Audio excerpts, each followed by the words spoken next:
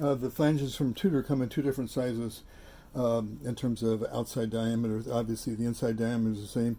The outside diameter is probably an eighth of an inch smaller. I've tried them both on. I'll just kind of show you. This is the large one.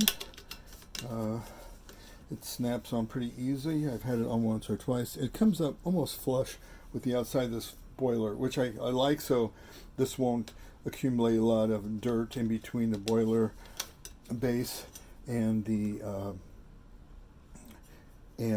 boiler itself. And then this one's going to fit on top of the base, and it doesn't matter as much, but I'll show you what it looks like when it's down. See, it leaves about an eighth inch here. I really don't want that showing, but it's plenty big to fit underneath this new boiler flange that I got from Stefano. So I'll show you that. I'll pull it off, and this is what it feels like underneath here. It actually fits perfect. So I marked an X. I'm only going to coat this one side. That's going to go down onto the boiler base, onto the base itself, just to hold it in place.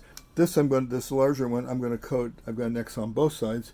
I'm going to coat both sides of this because I want it to go down here, and then I want the base to fit on top of it. And when I tighten it all down, everything, it will not move. This will provide enough friction.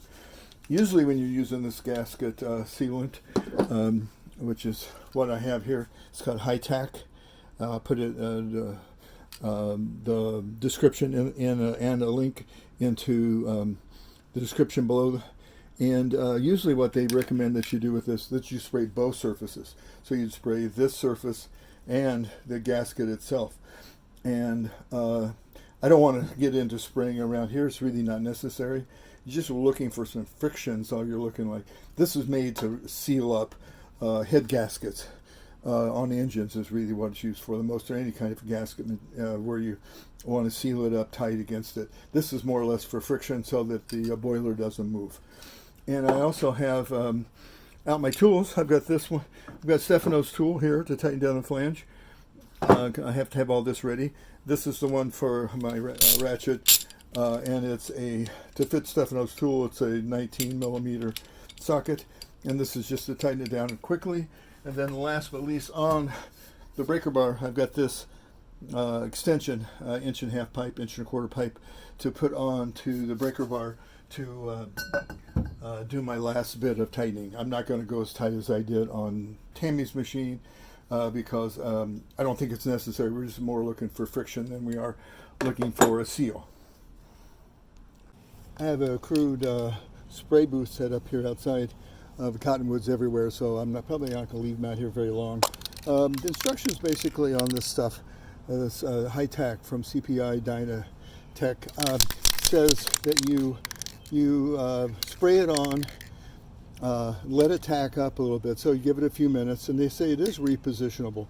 I'm really not going to try that because I'm going to use it right away. So within probably the next 5 or 10 minutes, we will have a base on a boiler. So to do this is, as I said, I've marked this one, X'd it on that one, X'd on one side. This one is X'd on both sides. So I'm going to spray this one on both sides. So I'll start here and just give it a good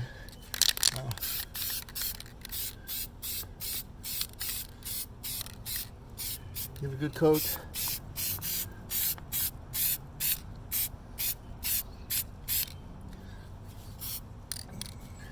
This one I got a little bit of stuff on the top when I sprayed it out, so I'm going to take that extra tack off. And obviously you spin it just a hair to make sure that you get past the there we go. Okay, this one's done. This one I need to flip over. You can see I hung them from just an old electrical wire just to keep them free floating. And I squirted this, yeah, pretty good. Just a little bit, and we'll let it tack up a little bit, and then we'll take them inside.